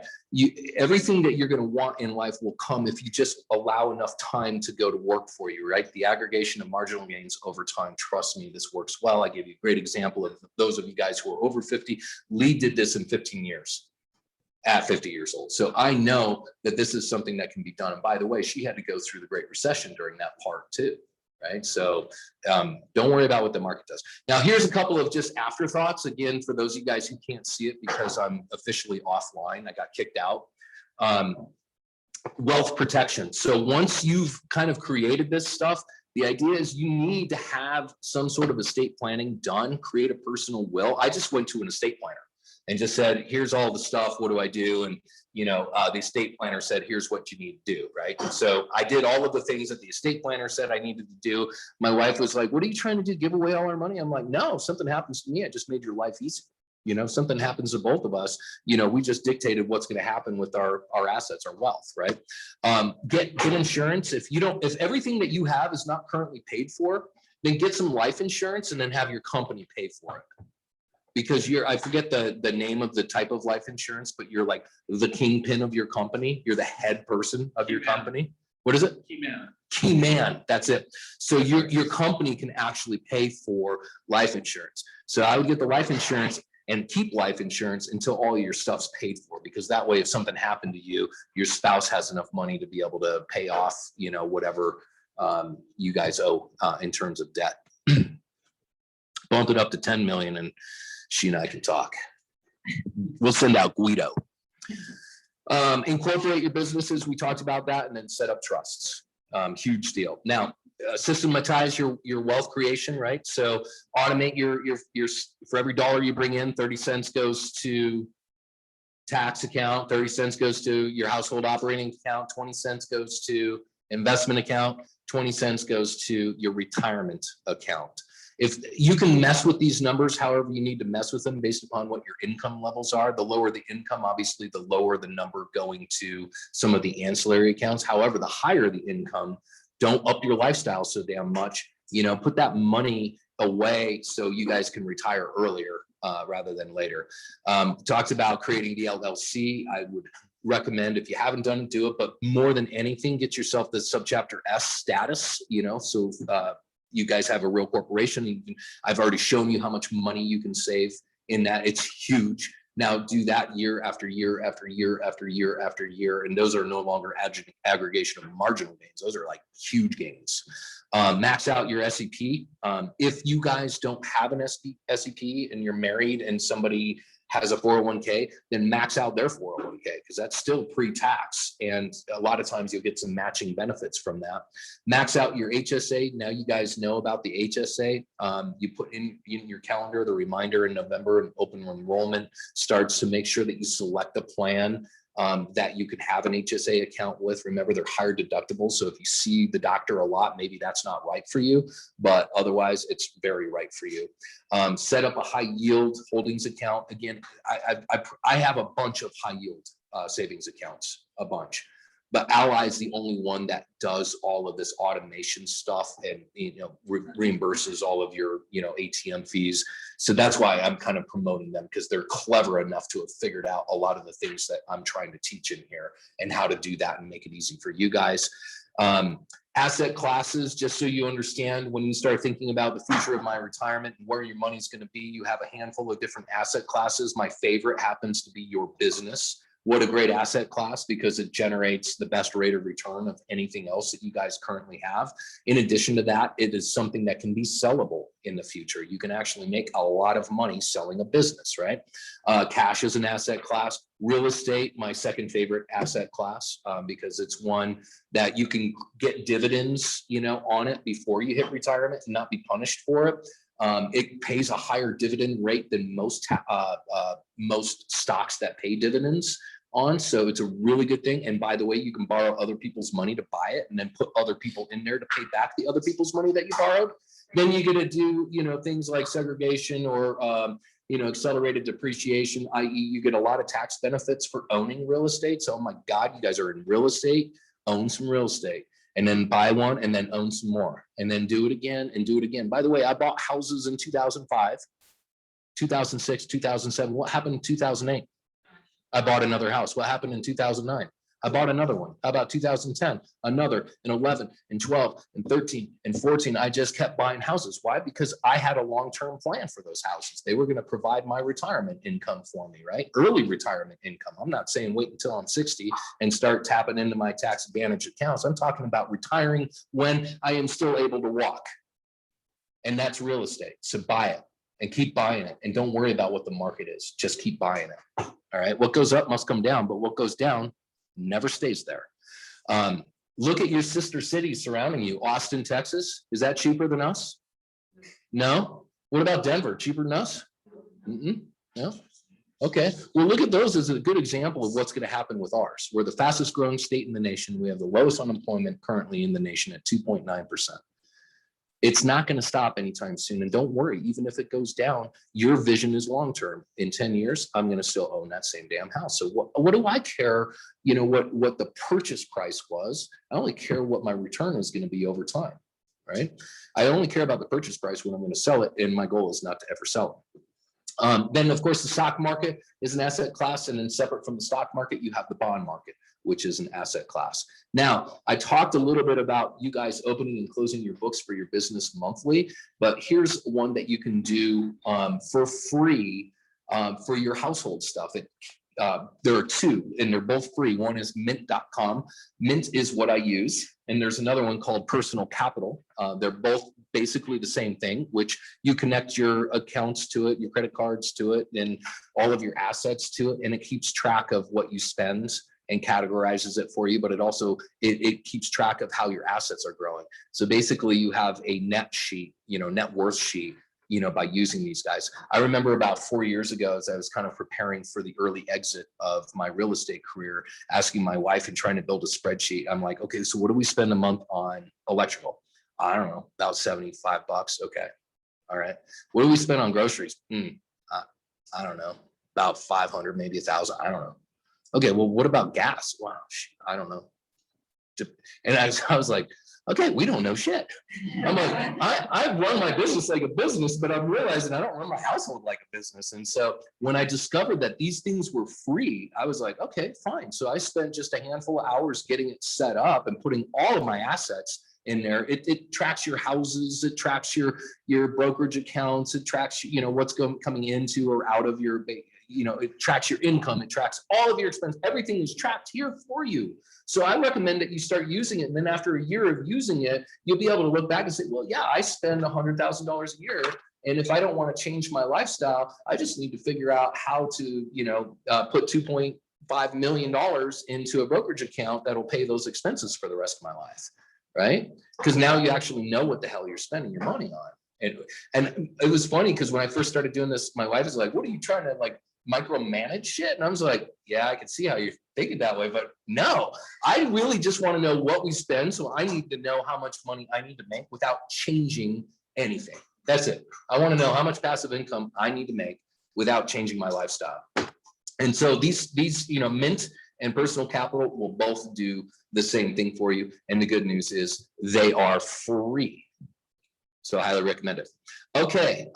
This is why we're going to send this out. Podcasts, books, blogs, financial worksheets. Okay. There you go. That's those podcasts. That's what I listen to. Those are what I listen to. Yeah, it is. I mean, but I just move around, to it. I would say Choose FI is my favorite from episodes 3 to about 100. So that would, if you want to start on just one podcast, just one, I would start out on Choose FI, go back to episode 3, and then listen to about 100, and then, move on. Afford Anything is great. That's Paula Pant. She's a real estate goddess, but she is just a financial guru. So Money. This is Farnoosh Kurabi. I get her last name wrong, but she's a financial columnist for the New York Times, has her own podcast, and she's brilliant. Bigger Pockets Money. Some of you guys know Bigger Pockets Real Estate. Bigger Pockets Money takes a leap out of the real estate realm and interviews a lot of experts in financial independence, the financial independence movement, Popcorn Finance, another great gal, Optimal Finance Daily. That's what I listen to in the shower because they just read blogs from people like this guy's Ramit. who I showed you his automation video. He's got a blog called I Will Teach You to Be Rich. I didn't know about him until I listened to one of his episodes while I was in the shower. Do you guys have a Bluetooth speaker? Yeah, I just put a little waterproof Bluetooth speaker and I just keep it in the shower, and I'm in the shower for about 8 or 9 minutes, you know. It takes a long time to wash this, you know. So I just listen to, you know, good information, right? I mean, I'm constantly trying to learn, and all of the stuff that I'm teaching you guys here today are all things that I've learned from these sources here. The number one book that I would recommend reading is A Simple Path to Wealth, because that'll teach you how to manage your own finances and not, you know, freak out about it. It's an easy read. J.L. Collins was actually the guest speaker, the author of this book, on Gary's mastermind group yesterday. I was like, oh my God, you're bringing in, you know, J.L. Collins. He's got a great, like, fatherly voice, you know. It's like cross between like Chuck Berry and somebody from you know, the Hillbillies. But he is super smart, and he wrote this book basically based upon a blog series that he did for his daughter, you know, his 21-year-old daughter. So the thing is like, you'll read this book and you'll be like, it's very easy to understand, very easy to read. It's so easy that we now read it on our team twice a year. We read it twice a year because we want everybody that's associated with our team to be setting themselves up for success. And most everybody that's on my team now has a Vanguard account, and they're holding the right stock mixes for bond mixes, and they're doing it themselves, you guys. And by the way, just so we're clear, I'll tell you a quick story. When I left my financial advisor at 15 years, 3 years before I left my financial advisor, we would do the biannual meetings, right? And I'd go into the meeting and I'd see what they earned me over the course of the year. And I'd bring my Vanguard statement in and I'd show them what I made over the course of the year. And then this is what, and I love the guy. I mean, he's a really good guy. But he was making, you know, like 6 or 7% less for me. And plus I was paying 1.5% for that over the course of the 3 years. And he's like, well, when the markets go bad, that's when our company really shines. Well, I let the market go bad on him, you know, and then I brought my statement in and compared statements. And I said, okay, well, I'm going to move everything over to Vanguard, which is exactly what I did. So it's not as complicated as your financial advisor will make it out to be. But I will say this, in fairness, if you don't want to do it, then go and hire a financial advisor, because it's better than not doing it, you know?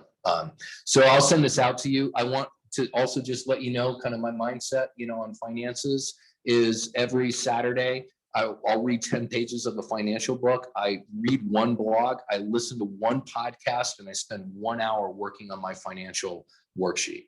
And that's just it's about a 2-hour, you know, ordeal. And that's my Saturday morning when I'm drinking coffee. That's what I do. So set yourself up to keep yourself immersed in understanding finance so you guys can be financially literate, because what we're doing today, what I'm doing with you guys, is the same thing that you can do with your families, but it's also the same thing that you can help your clients out with, your real estate clients. Help them build wealth. You become invaluable to these people. Give them good advice, you know, but don't try to be a CPA or a tax guy. That's what I got. Sorry for you guys who are on Zoom, but we'll get the rest of the presentation. You didn't miss much. We'll get this over to you. And then you guys can all ask questions if you want. So, or we can all ask Justin questions now. I just have one comment. Mm-hmm. And I just barely hit me a couple weeks ago. The difference between your money turning over 3 times and 4 times in your lifetime is huge. So how aggressive you are at your younger age depends on how well you retire in your future age. So when Warren Buffett hit, what was it, 98% of his money when he was 52? Oh, almost 100% of his It's money. turned over like how many more times since he was 52? Because he's like in his late 80s. He's almost 90. So it's like, if you're way too conservative when you're like Phoenix's age, like, do you know what I'm saying? Like, it's a big difference. That if you just start with 100 grand and it turns over to 400 and then it turns over to 800, it's a big deal if you get that 4th one.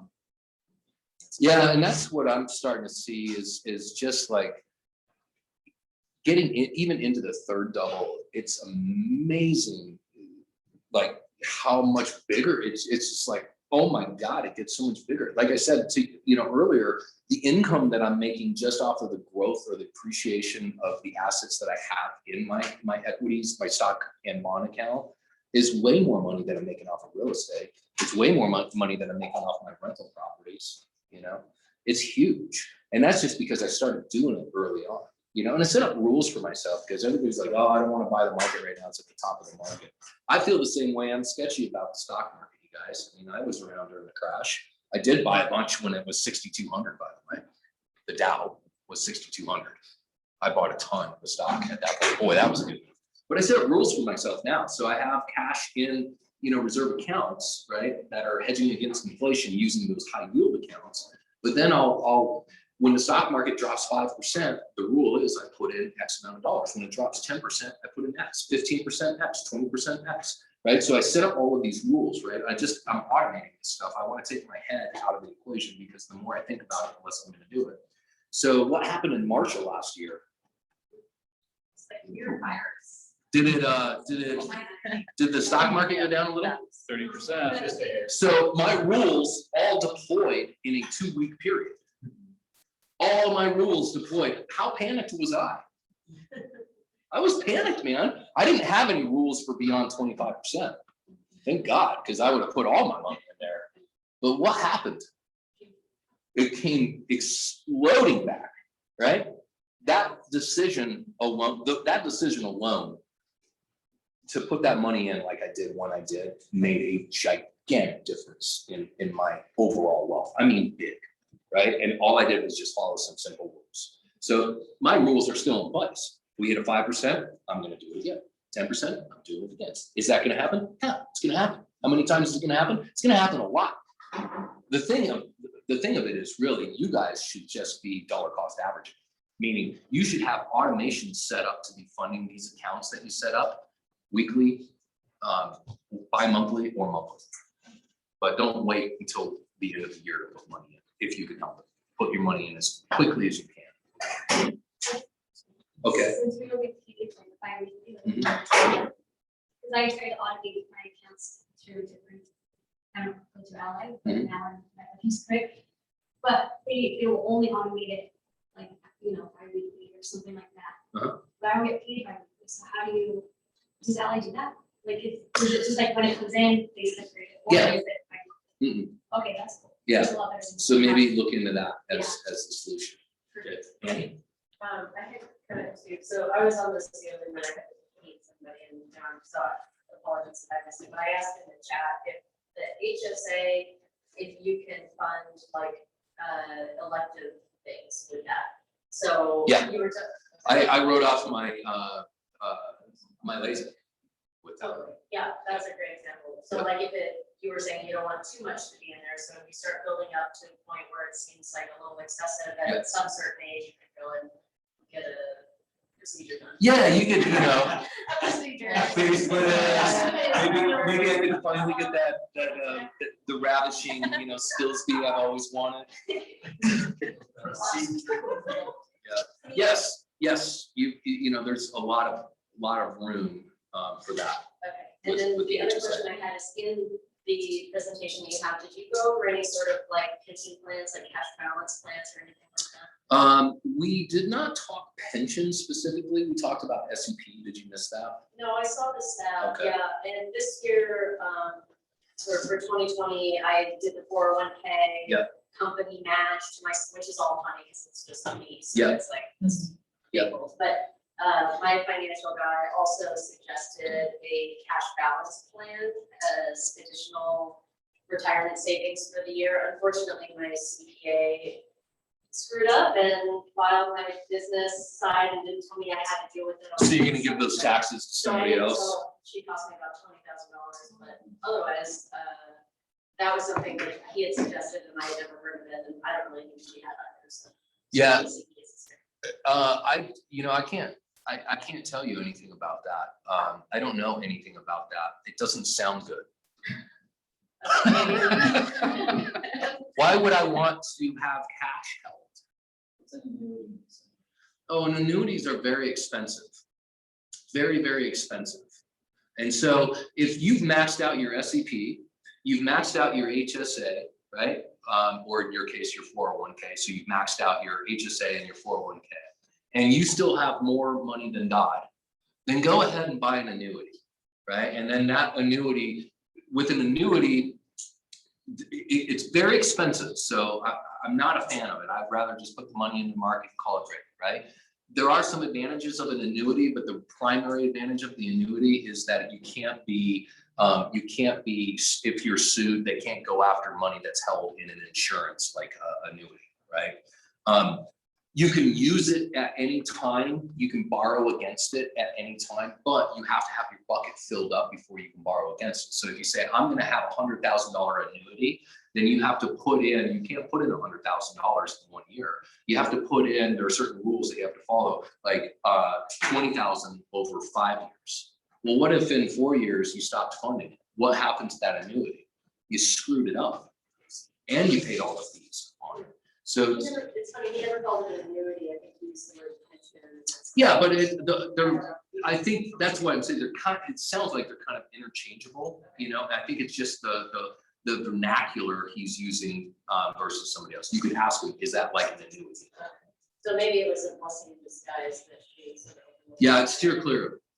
I have one. I have one. It was, you know, I worked for all of the Andrews family who wrote Misfortune 101 and like all of these books on annuities, and they're here in Cottonwood Heights, and I helped every single one of them, you know, buy or sell real estate, you know, to the tune of millions of dollars, right? Because these are all wealthy people, right? So I was like, yeah, I got to do this thing, you know? And so I did the thing, don't get me wrong. They basically paid me, you know, to go and fund, you know, the product with them. The reality is that it's, if I would have just had that, whatever that chunk of money is that I ended up putting in over 5 years into the annuity, if I would have just put it in the stock market, I would have blown the doors off of what that annuity would guarantee me in cash over life. Yeah. And so I'm not 100% certain that's what he said, but if it's annuity related, do your research on your own. And don't listen to annuity people talk about annuities. I think it was mostly just that I was panicking in my tax bill this year, and so I was like, what else can we do so I don't have to write these checks? There are no, yeah, I mean, life insurance, you know, so if you're a key man, did you hear us talk about key man life insurance? You can buy your own life insurance and have that life insurance be an annuity and get a tax write-off for it, but you can't get a tax write-off for just an annuity. You know, so there has to be a lot of creative play in there. And you funded your HSA? You have one? But you know, I don't actually, my health insurance plan. Okay. doesn't have So just put a reminder in November. And that's what, when you Yeah. said that, I was like, I do need to make sure I have a plan. Yeah. And also triple check that it doesn't. I'm 99% sure. Yeah, you can, How much can you put into it a year? 7,100 this year, it'll be 7,200 next, you know. Yeah, I mean. it would For a be- family, for an individual, I think it's 3,550 this year. Yeah, I don't think that would have made it much of a chunk. Well, that's all pre-tax, that gross tax-free, you get to pull it out tax-free. So aggregation of marginal gains over time, do that for 10 years, you know, and then you basically have funded your lifetime of health costs, you know. My tax plan is usually just panicked. in December. I hear you. No, I mean, Or mine February. too, which is why I even take the time to do this stuff, because I have seriously been, you know, anxiety ridden every time I go see the wrong CPA who I had for 15 years, the wrong financial planner who I had for 15 years. It's just, it's all anxiety, you know, there's no joy in it at all. And so hopefully with some of this, you guys can gain a little bit more control, you know, and design how you want your destiny to look, whether it's 5 years from now, 10 years, 30 years from now, you guys now have at least some basic information to make those decisions. Thanks, man, that was awesome. Cheers, Justin. Hit up Justin if you want some more, you know. If you want to learn about self-directed IRAs, that's the guy. You should do that for the class. Not to show you, but. I want to hear something interesting is, so I'm a Storia, Salt Lake Real Estate Investors Association. The second Wednesday of May, I'm going to share with you, because I have a different angle than Josh, right? Like, his angle is amazing. My angle is like, you can actually contribute a little bit to a Roth when you financially can. And then I'm gonna go into depth how I took 4 contributions to a Roth in my wife's account. And then in 4 years, I grew it and it'll be over 300,000. Yeah, so what he's going to talk about is what's called self-directed IRA, which is badass. You can you can do all sorts of really incredible things with it. And so I'm glad that Alan hit you up with that. It's definitely something that you guys want to be here for. Well, I'm doing that on the second Wednesday at like 6:30 in Sandy. I don't know what I'll do at the end of May here. You'll be here. Yeah. So anyways, it's just a different angle, right? So you talk about Rule 72. Yeah. You keep doing that 9%, but I think I did like 250% in 4 years. And Yeah, because you're buying assets. so here's the thing, you guys are all badass in the state. So if you combine 2 products, you can do that. Yep. Yeah, thanks, man. There is a lot of wisdom in that. See you, Mike. Good to see you, man. Thanks, John. All right. Welcome. That only took an hour and 45 minutes. Did you all think that was an hour-long class? Something from mom and, Well, bad.